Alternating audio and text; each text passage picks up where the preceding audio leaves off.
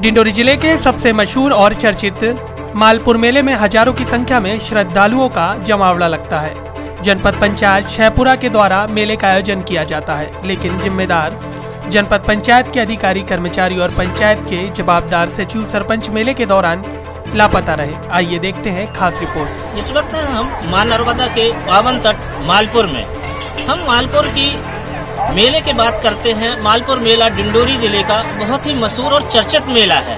इस मेले को लेकर 14 और 15 जनवरी को मेला लगता है और मेले में हजारों की संख्या में लोग आते हैं। मैं कैमरामैन से कहूंगा, ये हमारे दूसरी तरफ जो कुछ लोग आ जा रहे हैं, कुछ लोग नहा रहे हैं, वो बताएंगे कि लोग आ रहे हैं और जा रहे हैं और स्नान करके नर्मदा से जा रहे हैं। मान्यता के अनुसार मां नर्मदा बहुत ही पावन और जीवन दायिनी मां नर्मदा है। आइए हम कुछ लोगों से बात करते हैं कि हमारे साथ कुछ लोग हैं और यहाँ पे काफी गंदगी फैली हुई है और कुछ लोग हमारे साथ हैं। कैमरामैन से बोलूंगा कि आइए कुछ लोगों से हम बात करते हैं। तो भाई साहब, आप बताएंगे कि यहाँ पे जो गंदगी फैली हुई है, इसके लेकर आप क्या कहना चाहेंगे? हम तो यही कहेंगे कि प्रशासन को पूरा गंदगी को उठाना चाहिए और लोगों को भी सजग करना चाहिए। पूरी गंदगी उठाएं और प्लास्टिक है उसको अलग रखें और जो कागज वगैरह है उसको अलग रखें। 2 टाँके बनाए, 2 टाँके में अलग अलग रखें, जिससे कि एक टाँके में वो सड़कर खाद बन जाए और एक टाँके का जो मटेरियल है वो जला दिया जाए। आप यहाँ की जो व्यवस्था उससे आप संतुष्ट हैं? बिल्कुल नहीं। यहाँ पे कम से कम एक घाट में 2 कूड़ेदान होना चाहिए और नगर निगम को बाकायदा अपने हिसाब से यहाँ पे देखभाल करना चाहिए कि जगह जगह गंदगी है। ग्राम पंचायत है, जो आदमी यहाँ पे देखे, ध्यान दे तो मां नर्मदा एक पावन तट है जहाँ पे सभी लोग अपने श्रद्धा भक्ति से आते हैं।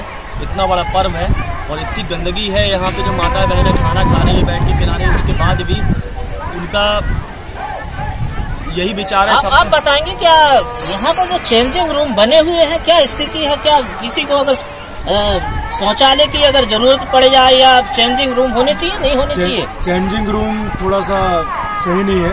चेंजिंग रूम की व्यवस्था थोड़ी अधिक करनी चाहिए थी, क्योंकि ये पर्व बहुत विशालकाय पर्व है। यहाँ संख्याएं भी बहुत बड़ी संख्या में आती हैं, तो इस हिसाब से जो चेंजिंग रूम है उसको थोड़ा सा अच्छा सा बनाना चाहिए था और बनाने के साथ साथ इसकी संख्या बढ़ानी चाहिए थी। दूसरी बात, शौचालय, यहाँ पे कहीं दूर दूर तक शौचालय दिखाई नहीं दे रहा है, जबकि शौचालय की व्यवस्था प्रॉपर तरीके से करनी चाहिए थी। दूसरी बात, यदि दूसरी ओर देखा जाता है तो पुलिस व्यवस्था की चौक चौबंद तो थोड़ी अच्छी सी समझ में आई हमें जब हम पूरे मेले को देखा तो, लेकिन व्यवस्थाएं गड़बड़ाई है केवल शौचालय को लेकर और स्वच्छता को लेकर। यहाँ पर केवल बात हो रही है पुलिस व्यवस्था अच्छी दुरुस्त है, लेकिन जो साफ सफाई व्यवस्था, आप देखिए कैमरामैन दिखाएं कि यहाँ पर जो भक्त पहुँचे थे, ये मात्र पूजा पाठ करके यहीं का कचरा यहीं डाल के चले गए हैं। और मालपुर जो है क्षेत्र जनपद पंचायत के अंतर्गत है। आप देख सकते हैं कि एक पन्नी का एक कपड़ा बदलने के लिए चेंज रूम बनाया गया है और इसके अलावा यहाँ पे कुछ नहीं है। तो मैं आपको ये बताना चाहूँगा कि प्रशासन की लापरवाही के चलते आने वाले श्रद्धालुओं को काफी समस्याओं का सामना करना पड़ता है। ताजा खबर 24 के लिए रघुनंदन चक्रवर्ती, शहपुरा। बता दें कि यहाँ हजारों की संख्या में श्रद्धालु मां नर्मदा में स्नान कर पूजा अर्चना करते हैं, लेकिन पूजा पाठ के बाद नर्मदा तट पर भारी संख्या में गंदगी और कचरा पड़ा रहता है। सरकार के द्वारा स्वच्छता अभियान में लाखों रुपए खर्च कर जन जागरण किया जा रहा है, लेकिन मेला प्रबंधक, जनपद पंचायत और ग्राम पंचायत मालपुर के गैर जिम्मेदार रवैया के चलते मेले में बदहाली है, जिसके चलते मेले में पहुंचने वाले श्रद्धालुओं को भारी समस्या का सामना करना पड़ता है। इतना ही नहीं, चेंजिंग रूम और शौचालय नहीं बनाए जाने से मेले में पहुंचे व्यापारी और श्रद्धालु खुले में शौच करते देखे गए। पूरे मामले को लेकर जनपद अध्यक्ष थानी सिंह दुर्वे से बातचीत की गई तो उन्होंने सीधे जनपद पंचायत और ग्राम पंचायत के जिम्मेदारों के ऊपर गंभीर आरोप लगाते हुए मोर्चा खोल दिया। ताज़ा खबर 24x7 के लिए रघुनंदन चक्रवर्ती की रिपोर्ट। क्या नाम है आपका? कौन से गांव के हो? घुसिया। नर्मदा में क्या करने आए हैं? सिक्का निकालते हैं। अच्छा, तो कैसे निकालते हैं सिक्का? पानी में डालते हैं, तो चुंबक कैसे चिपकता है, क्या होता है आप बताइए, दिखाइए। ये तो आप दिन भर में कितना आपको पैसा मिल गया? आप दिन भर में कितने सिक्के चिपकाए हैं? वही 20-30 रुपए चिपका लिए। क्या करेंगे उन 20-30 रुपए का आप? मिठाई खाएंगे। मिठाई खाएंगे। यहाँ जो प्रशासनिक व्यवस्था है, जैसे अपने जनपद पंचायत ठेका तो देती है मेला के, लेकिन ग्राम पंचायत यहाँ के दायित्व निर्वाह करती है। और ग्राम पंचायत की ना तो यहाँ पे सरपंच है, ना सचिव है, ना रोजगार सहायक है।